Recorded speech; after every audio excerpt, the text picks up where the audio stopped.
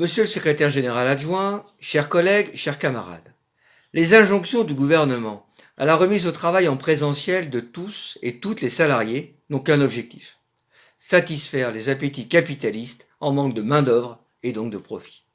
La précipitation du ministère pour obéir et mettre en œuvre ce fameux déconfinement à partir du 11 mai se fait donc sans aucune préparation sérieuse. Il aurait fallu, en premier lieu, une méthodologie claire sur la construction tant des PCA, plan de continuité de l'activité, que des PRA, plan de retour à l'activité. En effet, monsieur le secrétaire général adjoint, il ne vous a pas échappé que nous sommes toujours dans le cadre des PCA et que les PRA, fort mal nommés car il n'y a jamais eu d'arrêt de l'activité, ne sont que des PRA partiels car nous sommes toujours en pandémie.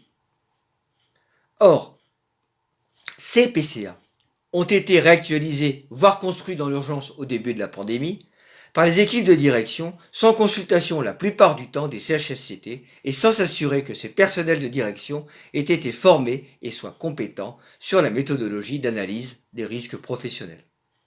C'est comme si on avait demandé à Lactalis de gérer seule la crise du lait contaminé, sans l'expertise publique d'humain.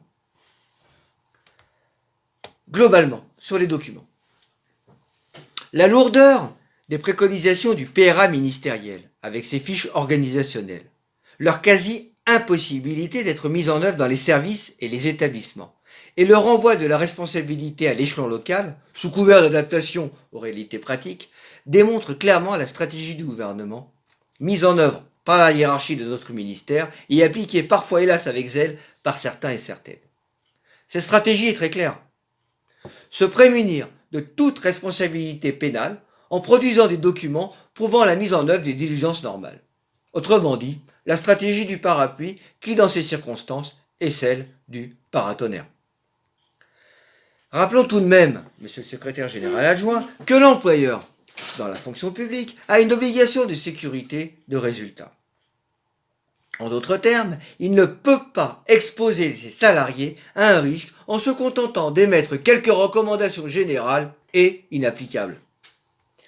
Ainsi, va un des paradoxes du moment. Obéissez et soyez autonome. Un gouvernement autoritaire, restreignant les libertés publiques avec un arsenal d'outils législatifs et techniques, faisant des annonces telles que celles de Blanquer et de notre propre ministre, sans concertation préalable avec les services centraux ministériels, les prenant de court, pour juste satisfaire leurs plans de com et leurs égos.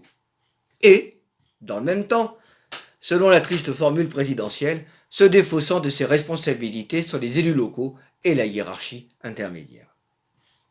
Si nous avons, vous et nous, les fonctionnaires d'UMA, des alliances objectives pour garantir l'indépendance des fonctionnaires et un service public égalitaire pour tous, espérons, monsieur le secrétaire général adjoint, que nous nous retrouverons sur les mêmes bases pour assurer la sécurité et la santé de tous les agents et usagers du ministère de l'Agriculture. Quant aux ailes de certains directeurs et directrices et chefs de service pour obliger les agents à une reprise du travail en présentiel, nous les laisserons dans les affres de leur conscience eu égard à leur responsabilité morale. S'il est important que nous soyons partie prenante de la réflexion sur le PRA, avec la consultation des CHSCT et des COHS, comprenant des membres formés, disponibles et compétents, nous devons nous préserver des injonctions au pragmatisme et ne jamais nous substituer aux responsabilités de notre employeur quant à la préservation de la santé et de la sécurité de nos collègues. Et ce, d'autant, comme nous l'avons dit tout à l'heure, que peu d'entre nous sont formés sur la méthodologie de l'évaluation de ces risques professionnels. Aussi, dans l'intérêt des personnels que nous représentons, nous inciterons l'ensemble des militantes de la CGT Agri et de Sud Rural Territoire à contribuer aux travaux des CHS et des COHS, afin de garantir la sécurité et la santé des salariés d'UMA. Cependant, monsieur le secrétaire général adjoint, vous comprendrez que nous appelons de nos vœux un changement profond dans les relations sociales au MA. Tant le soi-disant dialogue social que nous subissons ces dernières semaines, avec ces réunions impréparées sans réelle négociation, sont inacceptables et irrespectueuses pour la conception que nous avons de la démocratie sociale. Nous ne nous concevons pas comme des supplétifs de l'administration, dont la qualité des interventions syndicales se mesurerait à la longueur des listes de questions auxquelles vous apportez souvent peu de réponses, ou à la longueur de contributions demandées en urgence et qui finissent la plupart du temps dans la corbeille. Si pour vous, votre objectif est de cocher les cases du bilan social, pour la CGT Agri et Sud Rural Territoire, notre objectif est d'assurer notre mandat de représentant en défendant les intérêts des personnels.